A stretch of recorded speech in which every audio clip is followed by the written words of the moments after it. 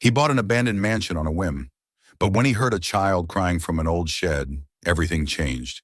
No one could have predicted how it would end. Subscribe to the channel and write in the comments which city you are watching from. The rain had stopped just before dawn when Jonathan Hale steered his black Mercedes down the winding country road that led to the property. For the last 30 minutes, he had been driving through rolling fields and stretches of oak trees draped in Spanish moss, their twisted branches hanging low like the arms of watchful ghosts.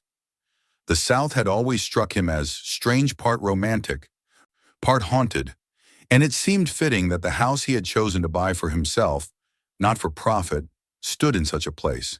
He slowed as the gates came into view. Two tall, rusted iron panels leaned inward, chained together long ago, though one hinge had given out and left the structure crooked. Beyond the gates, the driveway stretched for what looked like half a mile, cracked and overtaken by weeds, leading up to the outline of the mansion that loomed like a shadow in the gray morning. Even from the distance, Jonathan felt a pull in his chest, something like fascination mingled with unease.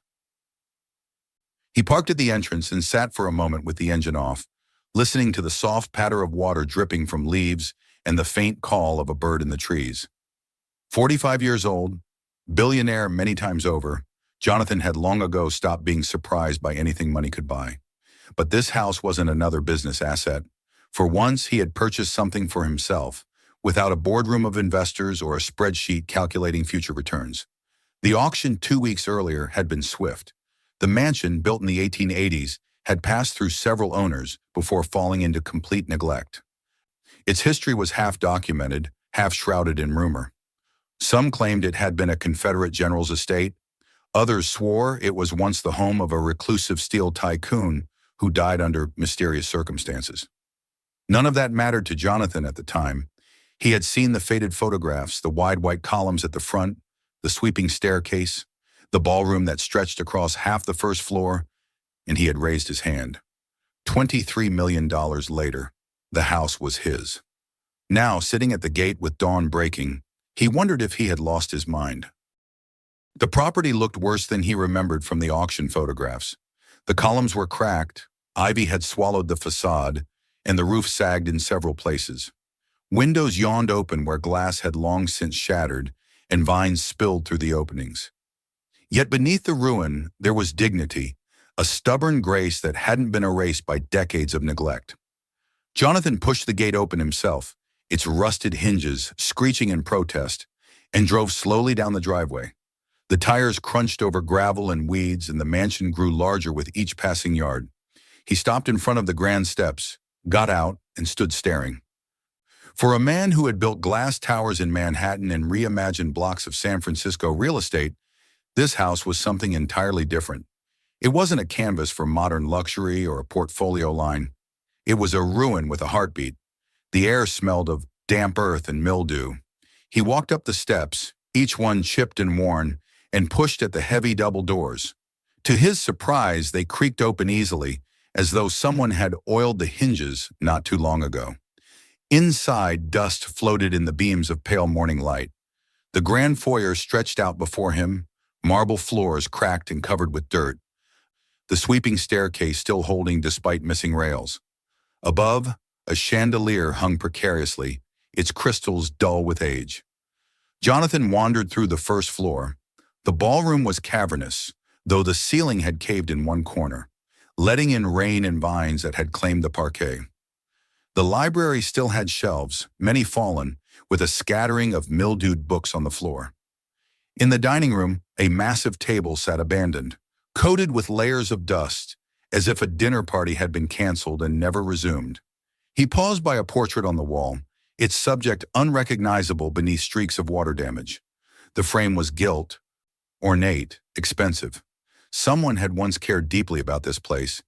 He wondered what had happened to them, whether they had walked away willingly or been forced to leave. Outside, he circled around the house. The gardens, once surely manicured, were jungled now, weeds towering above his waist. A fountain stood dry and cracked in the middle of what had been a courtyard, and beyond it stretched a scattering of smaller structures, a stable with collapsed beams, a shed that had lost half its roof, and near the back fence, a stone structure half hidden by brush. Jonathan slowed when he saw it. At first glance, it looked like a miniature mausoleum, a dog kennel built of stone rather than wood. Most kennels he had ever seen were flimsy, temporary things. This one was built like it was meant to outlast generations. Its doorway was half swallowed by vines, but the structure itself remained upright, stubborn against time. He frowned. The appraisal report hadn't mentioned it. Why build a kennel so durable, almost like a shrine? He made a mental note to ask his architect whether the stone could be repurposed. For now, it was just another strange detail in a property filled with them. The sun had risen higher by the time Jonathan returned to the front steps. He stood with his hands in his pockets, surveying the mansion in full daylight. It was an absurd purchase. It would cost more to restore than it was worth, and in the end, it might still feel like an old ruin. Yet as he looked at it, with its wounded grandeur and its secrets buried in the walls, he felt something stir in him. He thought of his penthouse in New York, sterile and perfect, with floor-to-ceiling glass that looked out over the city. It had everything and nothing. No warmth, no history. This place, broken and wild, carried more life in its crumbling bricks than all the skyscrapers he owned combined. He turned back toward the car, ready to return to town for a meeting with the contractors. As he walked across the overgrown courtyard, his gaze returned to the stone kennel. Something about it nagged at him, the way it stood apart, untouched by decay. He squinted, noticing for the first time that the iron gate at its entrance was slightly ajar, hanging unevenly, as though a chain had been broken. A prickle of unease moved up his spine. The house was supposed to be empty, secured for years. The inspection report said no signs of trespassing. And yet, the kennel seemed to invite him, almost demand his attention. Jonathan paused, the morning air thick and still around him. He had bought the mansion to escape his endless cycle of construction and demolition, to find something lasting. He didn't yet realize that inside that stone kennel, beneath the vines and shadows, lay the secret that would upend everything he thought he knew about himself, his life, and what it meant to truly have a home. Jonathan lingered in the courtyard longer than he intended, his gaze fixed on the odd stone structure half hidden beneath vines and shadows. It was unlike anything else on the grounds, more deliberate, more permanent, as though someone had once considered it worth preserving even while the rest of the property had crumbled. The mansion behind him carried all the weight of history, but there was something about this kennel, its squat, fortress-like walls, the way the rusted gate hung crookedly, the weeds pressed flat in front of the entrance, that pulled at him with quiet insistence. He tried to dismiss it as curiosity, yet his feet moved almost of their own accord, carrying him through the tall grass toward the structure. The closer he came, the more he noticed details that unsettled him. The stones, though darkened by years of weather, were fitted tightly together, with none of the crumbling mortar he had seen in the stable or the shed. The iron bars of the gate were streaked with rust but still intact, except for one chain that had snapped clean, its links dangling. Jonathan hesitated. The appraisal files had been thorough. Floor plans, photographs, structural assessments. Nowhere had there been mention of this kennel. Perhaps it had been deemed insignificant, a relic too small to matter, but someone had once invested care into building it strong enough to last. The morning air was heavy with moisture, carrying the scent of wet earth and mold. Jonathan laid a hand on the gate. The metal was cool and rough under his palm. It swung with a long, reluctant groan when he pushed, the sound echoing faintly inside the hollow chamber beyond. He shone his phone's flashlight into the dark interior. The beam illuminated a narrow corridor that extended farther than he expected, with low stone partitions creating compartments like stalls in a stable. Though meant for animals much smaller, the air smelled stagnant of mildew and abandonment. "Hello?" His voice sounded strange, too loud in the confined space, bouncing back to him with a hollow edge. He wasn't sure why he had spoken. He had no expectation of an answer. The property had been sealed off for decades, the nearest neighbors half a mile away. Still, he waited, listening to the drip of water somewhere deep in the kennel. Silence pressed against him like a weight. He began to withdraw, thinking he had indulged his curiosity enough, when he heard it, a sound so faint he almost dismissed it as imagination. A whimper. Jonathan froze. Jonathan. He held his breath and tilted his head, straining to separate the sound from the distant birds outside in the creak of the old gate. There it was again, a muffled, fragile cry, so soft it barely reached his ears. Not the cry of an animal. It was human, a child. His pulse hammered suddenly in his temples. "Is someone there?" he called, his voice sharper now, edged with disbelief. The crying ceased instantly. The silence that followed was worse than the sound itself, heavy with an unnatural stillness that raised the hair on the back of his neck. Jonathan swallowed hard. He had never been a man prone to superstitions. But something about the abrupt quiet unsettled him deeply, as if the kennel itself were holding its breath. "I just want to help," he said, softer this time, forcing calm into his tone. The flashlight beam cut across the damp stone walls as he stepped cautiously inside. The crunch of gravel beneath his shoes echoed too loudly, making him wince. The corridor seemed longer than it had from the outside, each compartment opening into shadowed alcoves that could conceal anything or nothing. He swept the light across them, one by one. Empty. Cobwebs draped corners. Mold crept across the stones, but nothing stirred. Then, from the last compartment at the end of the corridor, he heard it again. A sound so low he almost missed it. A whisper, broken and tremulous. "Mommy." Jonathan's chest tightened. The word was unmistakable. His flashlight trembled slightly in his grip as he quickened his steps, his voice urgent now. "Where are you? It's all right, I'm here." He reached the final compartment and swept the light into the corner. A small figure flinched against the wall, shrinking from the sudden brightness. A girl, no more than 4 years old, stared at him with wide, terrified eyes. Her hair was dark and tangled, her face streaked with dirt and dried tears. She wore an oversized t-shirt that hung on her like a dress, the fabric soiled and torn, bare feet, scratched and grimy, pressed against the cold stone floor. In her arms she clutched a stuffed animal, a teddy bear so worn its fur was little more than threads. For a moment, Jonathan's mind went blank. He simply stared, struggling to reconcile what he saw with any rational explanation. A child. A small child hidden away in a stone kennel on an abandoned estate.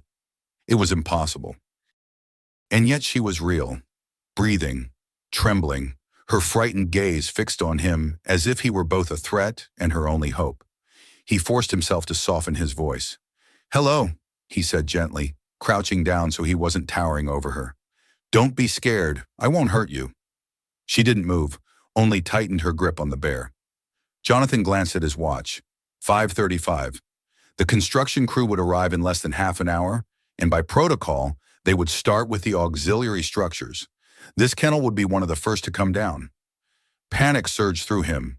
He pulled out his phone and dialed Jackson, the demolition supervisor. The man answered on the second ring. "Morning, Mr. Hale. We're about 20 minutes out. We'll start with—" "Cancel everything," Jonathan cut in, his voice sharp. "What do you mean? The men are already on the way. We've got the machinery lined up." "Cancel it now," Jonathan barked, his panic bleeding through. "There's a child in the kennel. Do you hear me? A child. Stop the demolition immediately." A stunned pause followed before Jackson stammered, "A child? Are you—" "I said stop everything." Jonathan snapped and hung up without waiting for an answer. He shoved the phone back into his pocket and turned his attention to the girl.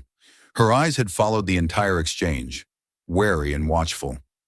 Jonathan drew a steadying breath. "It's not safe here," he said softly. "I need to get you out." He shrugged off his jacket and held it out to her. "Here, this will keep you warm." She hesitated, then allowed him to drape it over her thin shoulders. The jacket swallowed her small frame, but she seemed to relax slightly under its warmth. Encouraged, Jonathan tried again. "Are you hungry? I have chocolate in the car." Something flickered in her gaze at the word chocolate, the faintest shift from fear to interest. Jonathan extended his hand tentatively. "Can I carry you? It'll be faster." When she didn't protest, he scooped her up carefully. She weighed almost nothing, light as air, and she clutched her bear tightly between them. Jonathan's throat constricted as he realized how fragile she was. He hurried back down the corridor, shielding her from brushing vines as he stepped into the daylight. At the edge of the courtyard, he saw the first trucks arriving, workers climbing down with hard hats and clipboards. Jackson jogged forward, confusion etched on his face. "Mr. Hale, what in God's name?" He stopped short when his gaze fell on the child in Jonathan's arms. "My God, there really was a—" "Yes," Jonathan said tightly. "She was in the kennel. The demolition is suspended until further notice. I'm taking her to the hospital." "But the contracts," Jackson began. "I don't care about the cost," Jonathan snapped. "A child almost died today.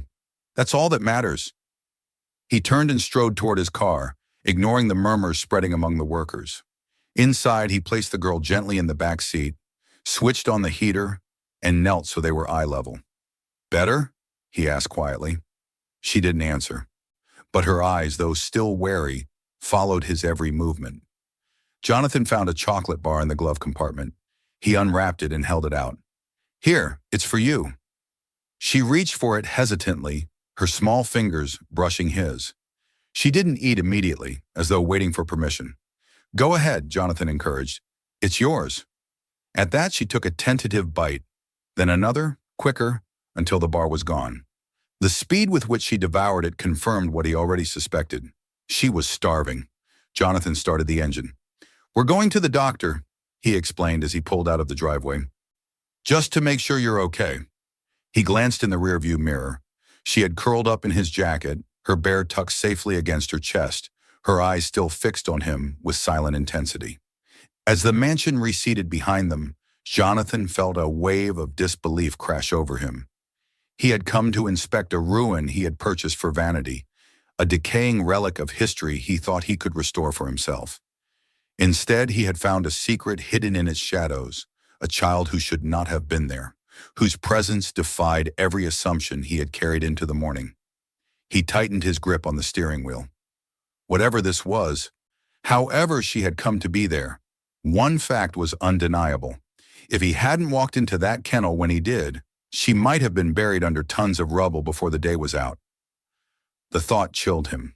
For the first time in years, perhaps in his entire life, Jonathan Hale realized that money, contracts, and buildings meant nothing compared to the fragile weight of the small life now entrusted to his care. The hospital was quieter than Jonathan expected for a weekday morning. Fluorescent lights hummed overhead, the faint smell of antiseptic hung in the air, and nurses moved briskly through the corridors with clipboards in hand. He had parked hastily, half across two spaces, and carried the girl inside wrapped in his jacket. She had not resisted, though she clutched her bear with the same fierce grip as before, her wide eyes darting at every sound and movement. At the admitting desk, Jonathan had struggled for words when asked the most basic questions. Her name? He didn't know. Date of birth? Unknown. Parents? He could only shake his head. He was a man accustomed to numbers, contracts, and facts. But here he stood with none of them, holding a child who seemed to have appeared from the shadows of his new property like some living secret. The nurses had not pressed him further at that moment, perhaps sensing his urgency. They guided him into an exam room where a doctor arrived quickly, a middle-aged woman with calm eyes and steady hands. She crouched in front of the girl, speaking softly, asking if she hurt anywhere. The child said nothing. Her eyes followed every movement warily, and when the doctor reached gently for her arm, she flinched. Jonathan's stomach twisted at the sight. They weighed her, measured her height, listened to her heartbeat. The doctor murmured to the nurse, mild dehydration, undernourished, no immediate trauma. There were faded bruises along her legs, though too old to date. Her skin was pale beneath the dirt, and her hair, tangled and matted, seemed not to have been washed in weeks. She submitted to the examination in silence, eyes fixed on Jonathan the entire time, as though tethered to him by some invisible cord. When it was over, the doctor pulled him aside. "She's stable for now. We'll run some blood tests, check for infections, but she doesn't appear to be in critical danger." She hesitated before continuing. "Mr. Hale, do you know who this child belongs to?" Jonathan exhaled slowly. No, I found her this morning, on my property. On your property? The doctor's brow furrowed.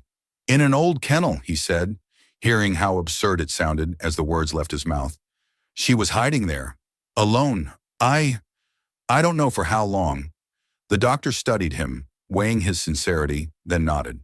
All right, in that case, I have to inform you, Child Protective Services will need to be contacted immediately. It's procedure in cases like this. She's a minor and without documentation. I understand, Jonathan interrupted, though his chest tightened. But listen, I don't think she'll respond well to strangers. She's terrified. She clings to me. Can't she stay with me while you make your calls? The doctor hesitated again, then softened. For now, yes. But once CPS arrives, they'll take jurisdiction. Be prepared for that. Jonathan returned to the exam room. The girl sat on the table, swinging her legs slightly, her bear still clutched tight. She looked up as he entered, and only then did her small shoulders relax a fraction. He forced a smile, though his mind was a storm of conflicting thoughts. You're safe, he murmured. I promise. It wasn't long before a social worker arrived, a woman in her 30s with a neat blazer and a clipboard pressed to her chest. She introduced herself as Ms. Parker, her voice practiced in its gentleness. She crouched by the table, offering a smile. Hi there, sweetheart. My name's Anna. Do you know your name? The girl's lips parted, but no sound emerged. Her fingers only tightened on the bear. That's all right, Miss Parker said warmly. She turned to Jonathan. You found her, sir? Yes, Jonathan said evenly. Where? He met her gaze without flinching. On my property, in an old kennel, alone. Miss Parker scribbled notes. We'll need to open a case immediately. For now, we'll transfer her to emergency foster care until her identity can be established. At those words, the girl whimpered and reached for Jonathan, her small hands clinging to his sleeve. The sound pierced him more sharply than he could have imagined. She pressed her face against his arm, shaking her head, and he felt her fear like it was his own. Wait, he said quickly. She doesn't want to go with you. I understand, Miss Parker replied, her tone patient. But this is how the system works. We can't leave a child with someone who has no legal relation to her. Jonathan's jaw clenched. He was not used to being told no. In boardrooms, his word ended discussions. Yet here, in the sterile hum of a hospital room, his billions meant nothing against the machinery of law and procedure. Still, he couldn't simply surrender her. Not after seeing her like this, not after pulling her from the dark kennel, where she would have been crushed by debris if he had been even an hour later. Let me apply for emergency guardianship, he said, surprising even himself with the steadiness of his voice. Temporary custody, whatever the law allows. I'll hire lawyers, go through every background check, anything. Just don't take her away right now. Ms. Parker regarded him carefully, perhaps expecting arrogance or insincerity. Instead, she found a man whose eyes were earnest, almost desperate. She sighed. It isn't simple, but if you're serious, you can petition the court for temporary custody. You'll need to pass home inspections, provide proof of suitability. It's a long process. I'll do it, Jonathan said without hesitation. The girl had not released him, her face still buried against his sleeve. He placed his free hand gently on her back. You hear that? He whispered to her, though he wasn't sure she understood. I'm not letting you go. The hours that followed blurred into a procession of paperwork, phone calls, and meetings with officials. Lawyers from Jonathan's firm arrived to draft emergency petitions. The hospital staff offered quiet support, though most avoided asking too many questions, as if they sensed the fragility of the moment. Through it all, the girl remained by his side, refusing to be separated even for a moment. By late afternoon, Jonathan was granted provisional custody pending a hearing. It was a temporary reprieve, a window of time, but to him it felt like victory. He left the hospital with the girl in his arms, her tiny body asleep against his chest, her bear tucked between them. Outside, the sun had broken through the clouds, spilling gold across the wet pavement. He stood for a moment, breathing in the cool air, and realized that his life had shifted on its axis. When he slid into the driver's seat with her beside him, he no longer thought of the mansion as an indulgence or vanity project. It was now something else entirely, a refuge, a place that would have to become safe, warm, alive. He glanced at the girl, her lashes dark against her cheeks as she slept. His throat tightened. He had not expected this when he woke that morning. He had not expected to feel protective in a way he never had, not even with the son he had failed to connect with years before. As he drove back toward the property, he made a silent vow. Whatever it cost, whatever battles lay ahead, he would not abandon her. She had chosen him, clung to him, and in that moment of raw fear, he had chosen her too. The gates of the estate loomed once more, the mansion rising like a broken sentinel against the sky. But this time Jonathan saw it differently. It wasn't a ruin to restore for prestige or pride. It was a shell waiting to be filled with something real. He parked in front of the grand steps, turned off the engine, and sat quietly for a moment. The girl stirred, rubbing her eyes, then looked around, confusion clouding her small face. Jonathan touched her shoulder gently. "It's all right," he said. "This is home now. Our home." She blinked at him, silent but watchful, and for the first time since he had found her in the kennel, she didn't look afraid. She leaned her head against his arm, still clutching her bear, and Jonathan knew with absolute certainty that his decision was made. He would not let the system or doubt or his own past failures separate them. For better or worse, their lives were now entwined. He carried her up the cracked steps and into the vast, echoing foyer of the mansion. Dust and decay still lingered, but beneath the ruin, Jonathan felt the stirrings of something else. Not wealth, not power, not ambition. Something simpler and infinitely rarer. Hope. The next morning began not with silence, but with the sound of small footsteps echoing through the cavernous halls of the mansion. Jonathan stirred awake on the couch in one of the less damaged parlors, where he had collapsed the night before without bothering to return to his penthouse in the city. His jacket, the one he had wrapped around the girl, was draped neatly across his chest, as if she had decided in her own wordless way to return what wasn't hers. He sat up slowly, every muscle stiff from the awkward sleep, and scanned the dimly lit room until he found her. She was crouched near the doorway, her teddy bear tucked beneath her arm, studying him with the solemnity of a watchman who had stayed awake all night. For a brief moment, he forgot the tidal wave of complications waiting beyond those walls, the court documents, the legal technicalities, the interviews with social workers who would scrutinize his every word. In that instant, there was only the fragile bond between himself and the child who had somehow, impossibly, attached herself to him. He smiled faintly, his voice rough with sleep. "Good morning?" She didn't answer, but her eyes softened a little, and she hugged the bear tighter. The day ahead was consumed by bureaucracy. By mid-morning, his lawyers had arrived, armed with binders of paperwork and expressions that balanced concern with curiosity.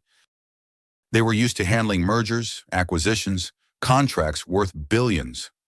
None of them had ever expected to prepare emergency guardianship petitions for a child found in a kennel.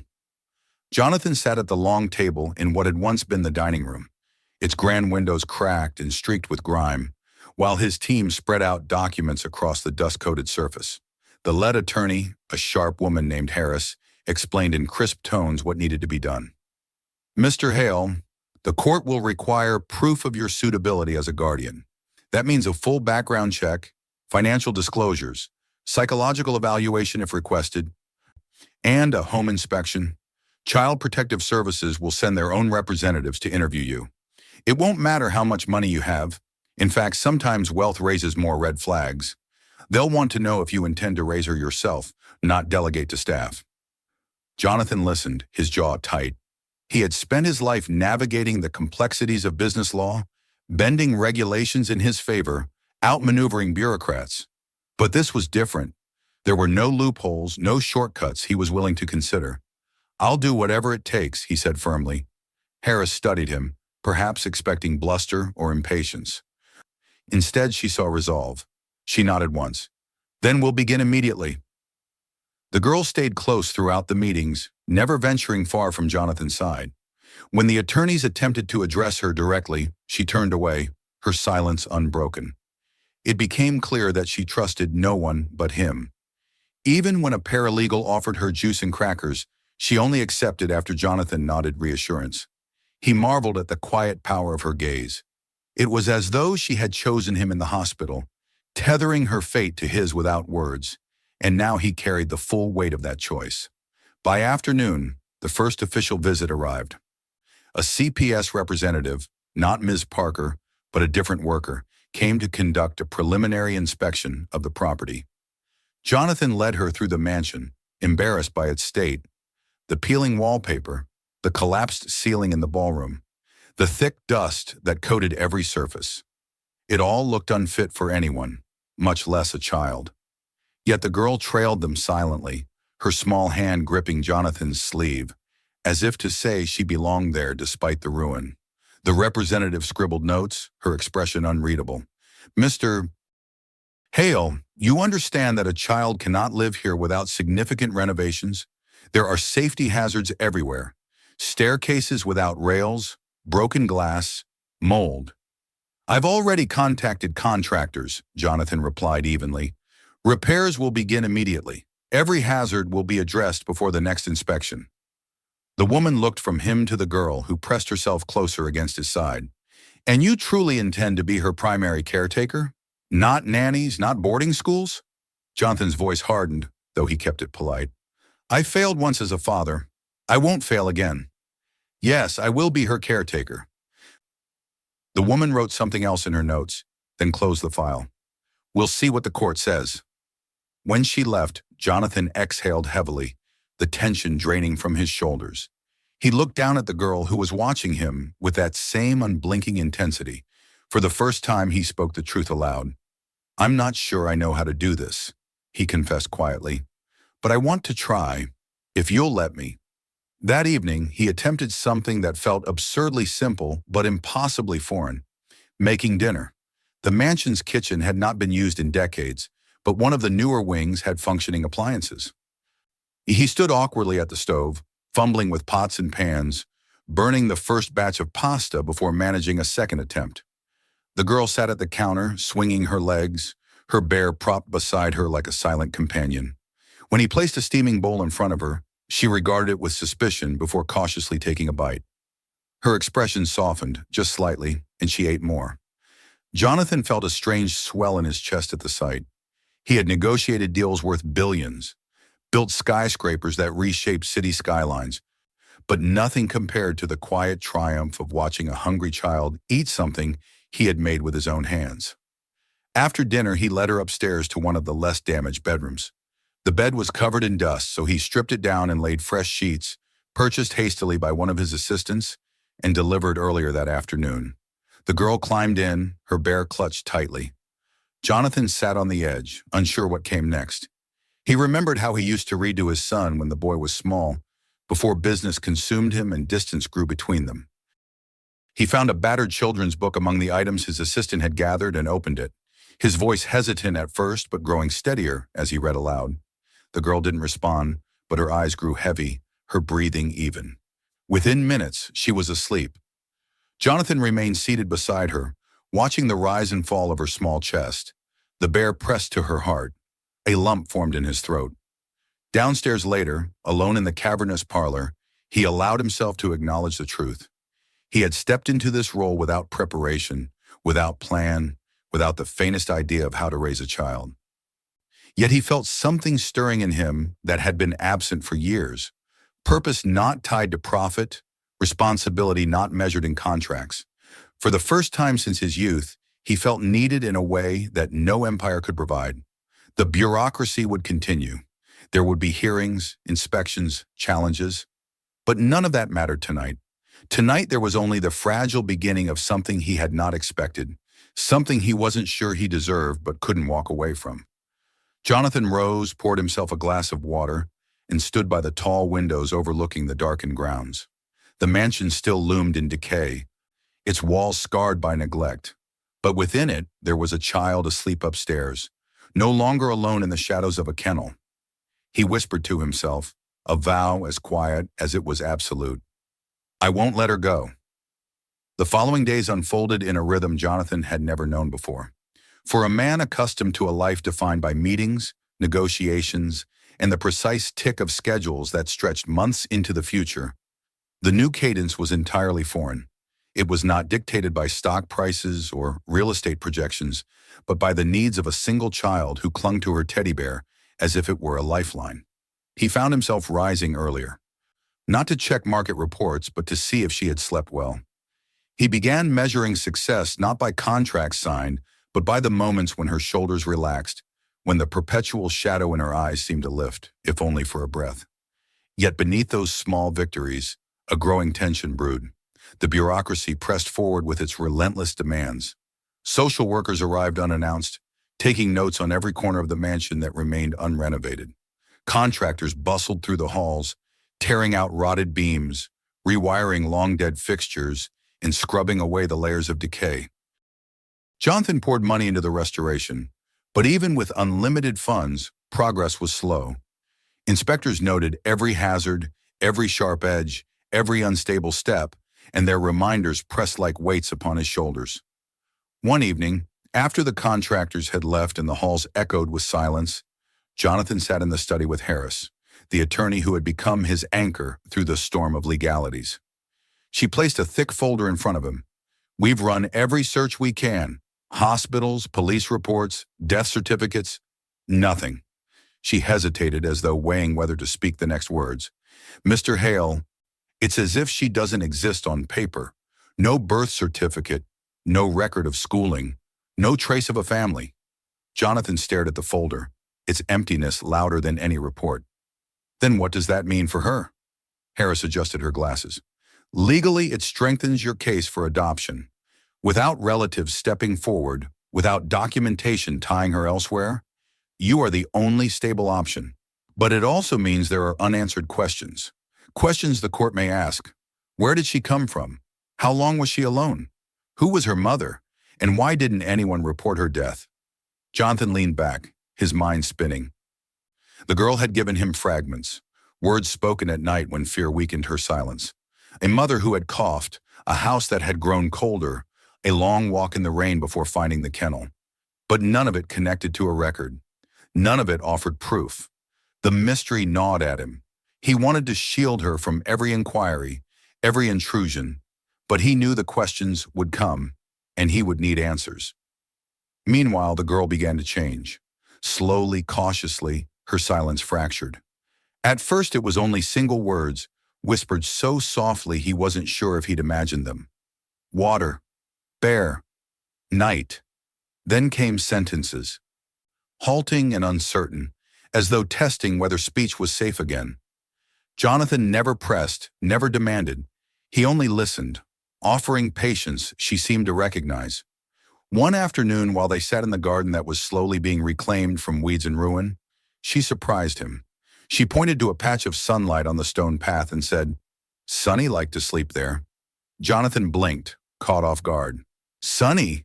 She nodded solemnly. "My cat, Orange. Mommy called him Sonny." Her voice wavered on the last word, but she didn't retreat into silence. Instead, she hugged her bear tighter and whispered, "Mommy said he kept me safe too." Jonathan felt a sharp ache in his chest. These fragments were more than memories. They were clues, pieces of a life lost. He wanted to ask more, to gather every detail, but he forced himself to hold back. Too many questions at once might drive her inward again. Still, the revelation haunted him. Somewhere out there was a story of a mother and a child and a cat named Sonny, a story that had ended in tragedy and left a girl hidden in a kennel. That night, as he stood by her bed after reading from one of her new picture books, she reached for his hand. "You won't leave?" she asked, her eyes wide, shimmering in the dim light. Jonathan's throat tightened. He crouched beside her, his hand enveloping her small fingers. "Never," he promised. "You'll never be alone again." She searched his face as though testing the truth of his words, and finally whispered, "Promise?" "Promise," he replied, the vow binding him in ways no contract ever had. The pressure outside their fragile sanctuary grew. Reporters had begun to catch wind of the story whispers of a reclusive millionaire, hiding a child in his decaying mansion. Paparazzi loitered at the gates, their cameras flashing whenever Jonathan's car passed. Questions flew in headlines. Who was the mysterious girl? Why was Jonathan Hale, a man notorious for tearing down history, suddenly protecting it in the form of a child? He ignored them, but he knew it was only a matter of time before rumors twisted into challenges. The girl sensed the tension. Children always do. She grew restless, plagued by nightmares that sent her running into his room at night. Sometimes she cried out for her mother. Sometimes she only clutched Fred, the bear, as though he were the last thread to a world that had vanished. Jonathan would hold her until her sobs eased, his own heart breaking with every tear. He began to realize that protecting her wasn't just about lawyers and judges.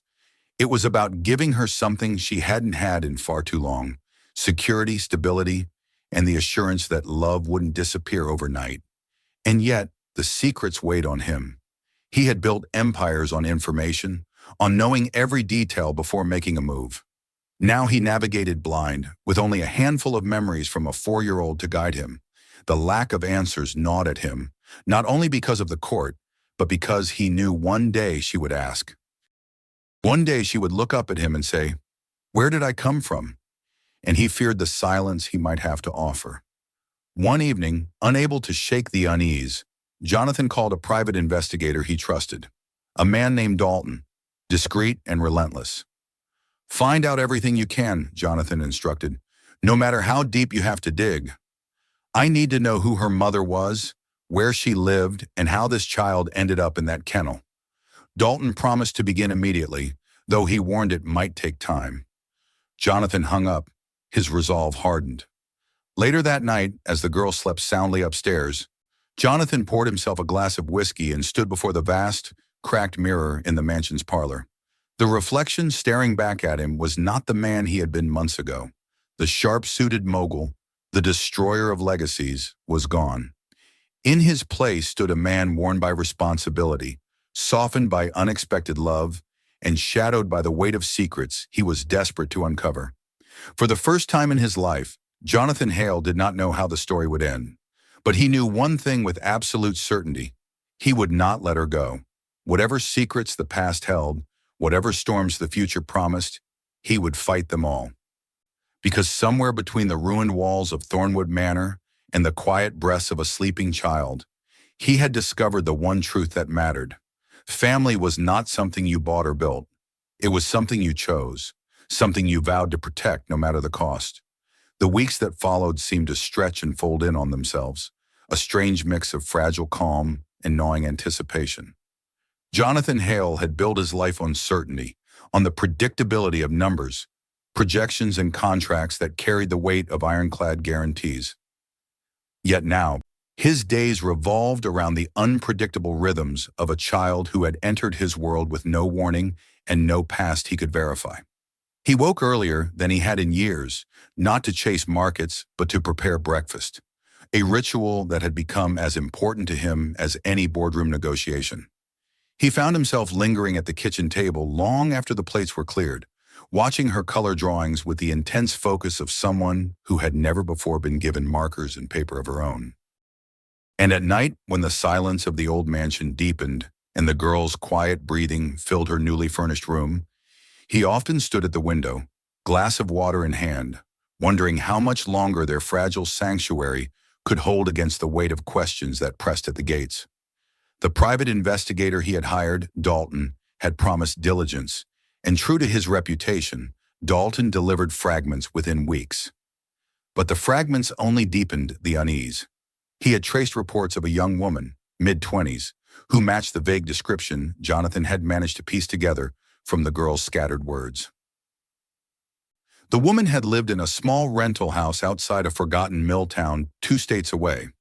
She had never held steady work, neighbors recalled, but she had been seen often with a small child clinging to her side and a thin orange cat that prowled the porch railings.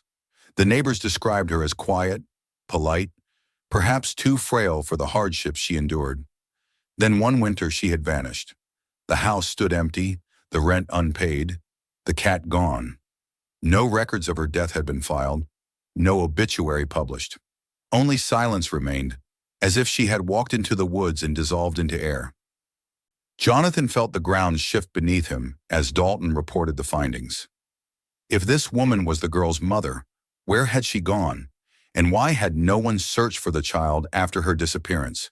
He pressed Dalton for more, demanded deeper digging, but Dalton's tone grew cautious. Sometimes, Mr. Hale, people live so far outside the system that when they fall, no one notices. That may be the case here, but I'll keep digging. Jonathan ended the call with a heaviness he couldn't shake. The girl sensed it, of course. She was perceptive in ways that unsettled him. Children carried their own radar for tension, and she had lived through enough uncertainty to read it with painful clarity. One evening, after he had tucked her in and lingered in the doorway longer than usual, she whispered into the dimness, "You're worried again." He stepped back to the bed, crouched beside her, smoothing the blanket around her small frame. "Not about you," he said softly. "About the past, about questions I don't yet have answers to." Her eyes studied him with a seriousness that seemed far older than her years. "But you'll stay, right?" "Always," he answered without hesitation. She closed her eyes at that, satisfied not by the lack of answers, but by the certainty of his promise. The bureaucracy did not relent. The hearings moved forward, each one a test of his resolve. Social workers questioned him about his intentions, about his capacity to raise a child in a home that was still more scaffolding than sanctuary. He opened the mansion's doors to inspectors who measured every railing, checked every lock, and noted every exposed nail. His staff looked at him with bewilderment. This was not the Jonathan Hale they had known. The man who once delegated even the smallest inconvenience now spent his mornings ensuring safety gates were installed at the top of staircases, and his afternoons walking through toy aisles, trying to determine which stuffed animal might bring the girl comfort. And then came the shadow he had feared. Harris, his attorney, arrived one morning with a letter in hand, her expression taut. "We've received notice," she said as she laid the document on his desk. "Someone has come forward." Jonathan's pulse spiked. "Who?" "A woman claiming to be the child's aunt, half-sister of the mother. She's filed a petition for custody." For a moment, the world narrowed to a pinpoint. He stared at the paper, the words blurring. An aunt. Family. The very possibility Harris had warned about. "Is she legitimate?" he asked finally, his voice low. Harris's sigh carried both sympathy and caution. "Too early to say. We'll need verification documents, DNA if necessary, but the court will take her claim seriously." Jonathan leaned back in his chair, pressing his fingers to his temples. The girl had just begun to laugh more freely, to run through the halls without glancing over her shoulder, to sleep without nightmares. And now the past threatened to tear it all away. "What kind of person waits months to come forward?" he muttered. Harris gave him a steady look. "Sometimes grief delays action. Sometimes motives aren't pure. Either way, the court will decide what's in the child's best interest, and we'll have to prove that's you." That night, as the girl sat at the kitchen table drawing pictures of ducks she had seen at the nearby pond, Jonathan watched her with a heaviness that nearly broke him. He wanted to tell her nothing would change, that she would never again be pulled from safety into uncertainty. But the truth clawed at him. Forces beyond his control had entered the battle. For the first time since he had found her, he felt powerless. Later, when she showed him her drawing, a family of 3 figures holding hands beneath a bright sun, herself, Jonathan, and the bear. He swallowed hard. "That's us?" he asked. She nodded firmly. "Family." He kissed the top of her head, hiding the turmoil in his chest. Yes, family. But inside, he wondered if the law would honor what the heart already knew. The weeks that followed became a test of endurance. Harris and her team prepared counter-arguments, compiling evidence of the bond between Jonathan and the child, the improvements he had made to the home, the testimony of social workers who noted the girl's progress under his care. Jonathan gave interviews he had never planned, sitting in stark offices, answering questions about his parenting style, his willingness to sacrifice, his failures as a father to his estranged son. He answered honestly, even when the truth painted him in harsh light. "I've failed before," he admitted, "but I won't fail her." Through it all, the girl clung to him with growing trust. She began to speak more of her mother, offering fragments that aligned with Dalton's findings. A cough that never stopped. A winter that felt endless. A day she didn't wake. These confessions often came at night, in whispers meant only for him, as though the darkness made her memories safer to release. He listened, his heart breaking at every detail, and silently vowed that no courtroom, no legal technicality would take her from him. But the past had returned, embodied in the form of a woman he had never met, but who now claimed blood as her right. The day of the preliminary hearing loomed, and Jonathan knew it would not be numbers or wealth or legal maneuvering that decided the future. It would be something more fragile, more human, the story of a bond formed in the ruins of an old kennel, the story of a man who had found not just a child, but redemption. And as he stood at the window of his mansion, watching the girl chase butterflies across the half-restored lawn, he whispered the vow again, steady and unyielding. You'll never be alone again. The past had come knocking, but he was ready to fight. The day of the final hearing dawned gray, with a sky that threatened rain and a chill in the air that seemed to settle into Jonathan Hale's bones. He rose earlier than usual, long before the girl stirred in her bed, and paced the length of his study while the first traces of light broke over the city beyond the hills. On the desk lay a folder neatly packed with documents, letters from social workers, medical reports, psychological evaluations, photographs of the mansion's renovated rooms, and even drawings the girl herself had made, their crayon-bright colors speaking of a new life built within those old stone walls. For a man who once wielded contracts worth billions, this stack of papers felt heavier than any he had ever carried. He paused by the window. His reflection ghosted against the glass, and thought of the long road that had brought him here. The kennel on that cold morning, the frail figure huddled with her bear, the bureaucratic battles that had drained his patience but never his resolve, the nights spent soothing her nightmares, the mornings filled with laughter as she swung higher and higher in the garden. All of it had led to this moment, and yet the threat of losing her lingered. The supposed aunt who had come forward weeks before still hovered over the proceedings like a storm cloud. The law did not bend to sentiment. It would weigh ties of blood against ties of choice, and Jonathan feared that the scales were never balanced fairly. When he entered the girl's room to wake her, he found her already sitting up, Fred the bear cradled against her chest. She looked at him with wide, searching eyes as though she sensed the gravity of the day. "Are we going somewhere?" she asked softly. He nodded, crouching by the bed. "Yes, we're going to see a judge. He's going to decide something very important." Her small brow furrowed. "Will he decide if I stay?" Jonathan hesitated, then chose honesty. "Yes, but no matter what he says, I'm going to fight for you, I promise." She studied him for a long moment before nodding once, as though that promise was enough to steady her. They dressed in silence.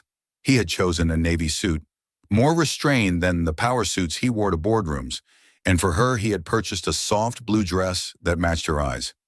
When he fastened the tiny buttons at the back, she stood still, holding Fred tightly. "Do I look okay?" she asked, her voice barely above a whisper. He swallowed hard, emotion tightening his throat. "You look perfect." The ride to the courthouse was long and quiet. His attorney Harris sat beside him, reviewing notes, while the girl gazed out the window at the blur of the city streets. Reporters had gathered outside the gates that morning, shouting questions as the car pulled away. "Mr. Hale, who is the child? Is it true you're adopting her? What about the custody challenge?" He ignored them, shielding the girl's face with his arm until they were clear. Still, the intrusion gnawed at him. This was not meant to be spectacle. It was life, fragile and unguarded. The courthouse loomed ahead, its stone facade austere and unyielding. Inside, the air was heavy with the smell of old wood and paper, the echo of footsteps in long hallways. They were led into a courtroom where a few spectators already sat, among them the woman claiming to be the girl's aunt. Jonathan glanced at her once, taking in her nervous posture, the way her hands twisted in her lap. She was younger than he expected, perhaps in her 30s, with the same dark hair as the girl but sharper features. When their eyes met, she quickly looked away. The girl's hand tightened around Jonathan's, and he leaned down. "Remember what I told you. No matter what, I'm here." She nodded, pressing closer. Judge Porter entered, his presence commanding yet not unkind. He reviewed the files before him, then lifted his gaze to the courtroom. "This matter concerns the petition of Mr. Jonathan Hale for the adoption of the minor, known at present only as Nora. It also concerns the competing petition of Ms. Lydia Moore, who claims to be the child's maternal aunt." His voice was even, formal, stripped of any emotion. The proceedings began with Harris presenting Jonathan's case. She spoke clearly, outlining the circumstances under which the child had been found, the medical care she had received, the reports of her progress under Jonathan's guardianship. She emphasized the bond that had formed, the stability he had provided, the transformations witnessed by doctors and social workers alike. As Harris spoke, Jonathan watched the judge's expression, searching for any sign of reaction, but the man's face remained inscrutable. Then came the turn of Lydia Moore. Her attorney painted a picture of family rights, of blood ties that could not be erased by convenience or wealth. Lydia herself spoke haltingly, her voice breaking as she described losing contact with her sister years earlier. "I didn't know she had a child," she said, her hands trembling. "When I found out, I couldn't just let her be taken by a stranger. She's my blood. She belongs with me." The words struck Jonathan like a blow. He wanted to stand, to shout that belonging was not about blood, but about presence, about love proven in sleepless nights and promises kept. But he remained silent, his fists clenched beneath the table. At last, the judge turned to Jonathan. "Mr. Hale, you may speak." Jonathan rose slowly, feeling the weight of every eye in the room. He looked down at the girl beside him, her small face turned upward, trusting, and something inside him steadied. His voice, when he began, carried none of the polish he used in boardrooms. It was raw, stripped of pretense. "Your Honor, I spent my life building towers, tearing down the old to create the new. I thought success was measured in contracts and numbers. But the morning I heard a child crying in that kennel, everything I thought I knew shattered. I thought I was saving her. The truth is, she saved me." He paused, swallowing against the lump in his throat. "In these months, she has taught me more than any business deal ever could. She taught me that presence matters more than wealth, that promises mean nothing if they're not kept, and that love is not something you buy. It's something you choose every single day. I failed as a father once before. I won't fail again. This child is not an obligation. She is my daughter, and if you allow it, I will spend the rest of my life proving that." The silence that followed was profound. Even Lydia's attorney seemed subdued. Judge Porter studied him for a long time, then leaned forward slightly. "And you, young lady," he said, turning to the girl, his tone softening, "do you wish Mr. Hale to be your father?"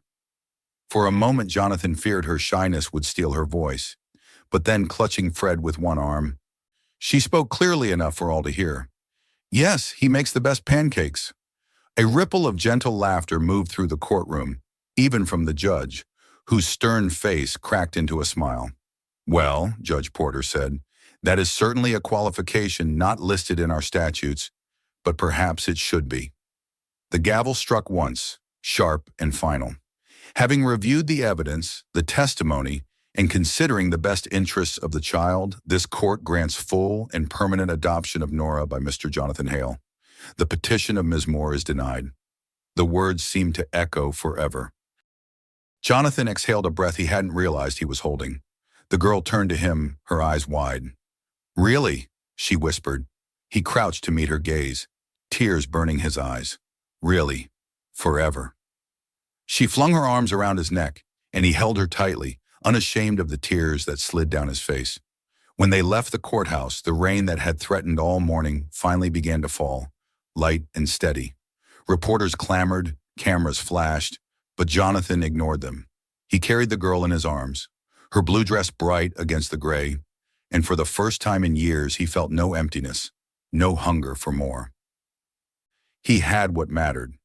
Back at the mansion, the house no longer felt like a ruin waiting for demolition. The walls echoed with life now, with laughter, with the sound of small feet running down hallways that had once stood silent. Renovations continued, but Jonathan no longer cared about perfection. What mattered was the drawings taped to the refrigerator, the books scattered on the living room floor, the tent they had pitched in the garden where they had roasted marshmallows under the stars. That evening, after a simple dinner of pancakes and strawberries, the girl's choice, Jonathan tucked her into bed. She looked at him sleepily and asked, "Are we family now?" He brushed a curl from her forehead and kissed her cheek. "Yes, Nora, forever and always."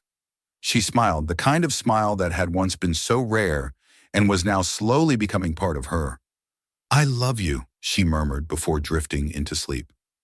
Jonathan sat beside her for a long while, watching the steady rise and fall of her breathing, the bear nestled under her chin. He thought of his son, of the phone call that had reopened a door he thought forever closed. Silas had promised to visit soon, and for the first time Jonathan believed reconciliation was possible. This was not just a new chapter for him and Nora. It was a chance to rebuild what he had broken long ago. When he finally rose and stepped into the hallway, the mansion around him no longer seemed cold or haunted. It was alive. It was home. He paused at the window, looking out over the rain-soaked garden, and felt a peace he had never known. He had spent a lifetime building towers of stone and glass, chasing legacies that would outlast him. But tonight he understood.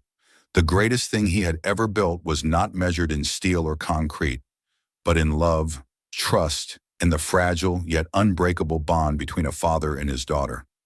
The past had returned, the battles had been fought, and the secrets had been faced. Now at last they were free to begin again. A new beginning, not just for Nora, but for Jonathan himself. And this time he vowed he would get it right. Don't stop here. There are more unbelievable true stories waiting for you. Hit subscribe right now so you never miss what happens next. Watch the next video on your screen. You won't believe the twists that are coming. And if this story moved you, share it with your friends and family. Let them discover it too.